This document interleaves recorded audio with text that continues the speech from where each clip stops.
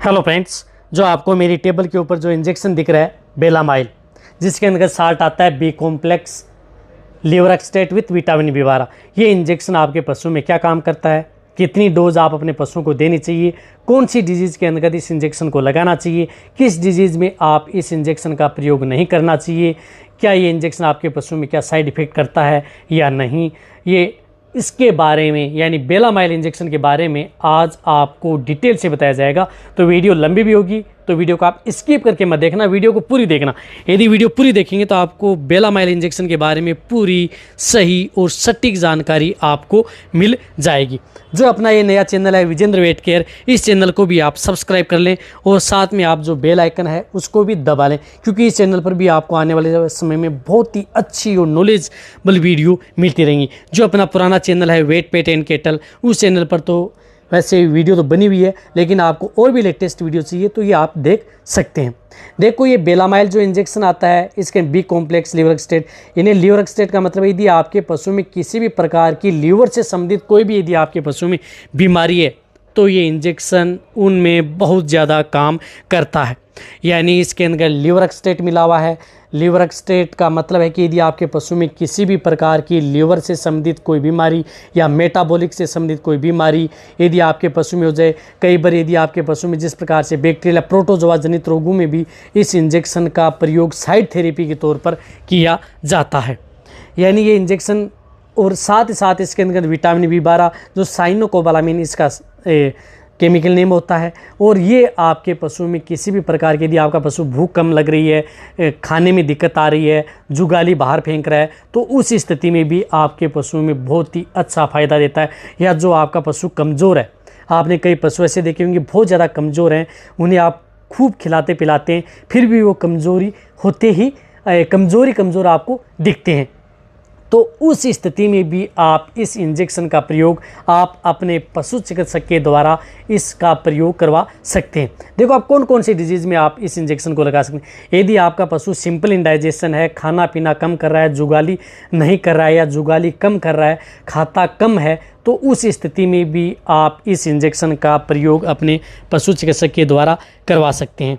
या यदि आपका पशु में जिस प्रकार से बीमारियाँ होती हैं, जिस प्रकार से यदि मिल्क फ्यूर होता है, तो उस स्थिति में भी आप इस इंजेक्शन को साइड थेरेपी तौर पर लगा सकते हैं। कीटोसिस डिजीज़ में भी लगा सकते हैं, या अदर जो कई प्रकार की जो प्रोटोजोआ जनित रोग होते हैं, तो उस स्थिति में भी कई बार इस इंजेक्शन को लगाया जाता है।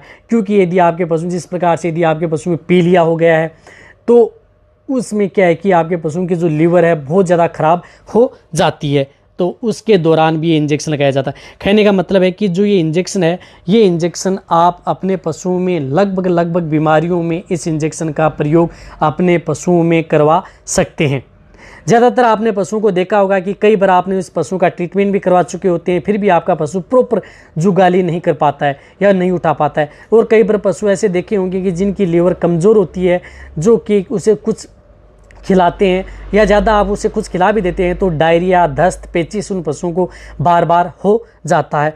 तो उस स्थिति के दौरान भी आप अपने पशुओं को ये बेलामाइल जो इंजेक्शन है उन पशुओं को आप लगवा सकते हैं। और रही बात, एक और बताना चाहता हूं कि जो ये इंजेक्शन है, ये इंजेक्शन आपको सिर्फ और सिर्फ इंट्रामस्कुलर यानी मांस के अंदर ही लगवाना है। इंट्राविनस यानी नस के अंदर ये इंजेक्शन कभी भी प्रयोग न करवाएं, क्योंकि नस में जब भी यदि लीवरएक्सटेट साल्ट का कोई भी जो इंजेक्शन होता है, इस इंजेक्शन को यदि वेन में लगा दिया जाता है तो उस पशु की जान भी ले सकता है। रही बात इस इंजेक्शन को ये आप कौन से इंजेक्शन के साथ आप नहीं लगा सकते, इस इंजेक्शन को जिस प्रकार से आप ऑक्सीटेट्रासाइक्लिन साल्ट की जो एंटीबायोटिक इंजेक्शन यदि आप प्रयोग करते हैं तो जो ये आपको ऑक्सीटेट्रासाइक्लिन दिख रही है, इस इंजेक्शन को और इस इंजेक्शन को दोनों को एक साथ एक सिरिंज में मिलाकर कभी भी आप पशुओं को न लगाएं, वरना पशुओं की जान भी जा सकती है। या जिस स्थिति में आप एक पुट्ठू में यदि आप बेलामाइल लगा दिया है, उसी में यदि आप ऑक्सीटेट्रासाइक्लिन उसी साइड में न लगाएं, दूसरी साइड चेंज करके ही दूसरी साइड में ही आप इंजेक्शन लगाएं, ये भी आपको ध्यान रखना है ये। और रही बात इस इंजेक्शन की डोज की, तो डोज ये है कि इसकी वैसे तो डोज यदि जो लार्ज एनिमल्स हैं, बड़े पशु हैं, उसके अंतर्गत इसकी डोज 10 ml ही काफ़ी होती है। यदि आप 10 ml से यदि ज़्यादा आप अपने 10 ml इंट्रामस्कुलर, यदि जो बड़े लार्ज एनिमल्स हैं तो और जिन पशुओं का बॉडी वेट यदि 500 केजी से ज़्यादा है, जिनका बॉडी वेट बहुत ज़्यादा है, तो आप इसे 15 ml इंट्रामस्कुलर भी लगा सकते हैं। आप कई कमेंट्स ऐसे भी कर सकते हैं कि सर ये इंजेक्शन 15-20 ml भी हम लगाते हैं।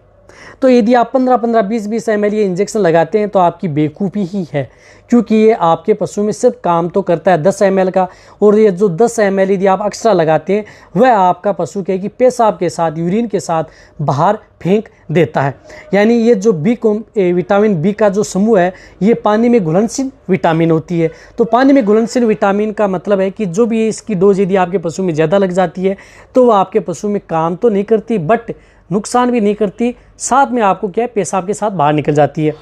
रही बात इसमें छोटे पशु में इसकी डोज 3 से 5 ml इंट्रामस्कुलर ये इंजेक्शन लगाया जाता है। रही बात यदि आप प्रेग्नेंट, यदि आपका पशु प्रेग्नेंट है तो भी इस इंजेक्शन का प्रयोग अपने पशुओं में करवा सकते हैं, कोई दिक्कत नहीं, प्रेगनेंसी सेफ है। ये इंजेक्शन इसमें लीवरएक्सटेट मिले होने के कारण इसके अंतर्गत क्या है गंध भी आती है। जितने भी बी कॉम्प्लेक्स लीवरएक्सटेट इंजेक्शन आते हैं उसके अंदर गंध जरूर आती है।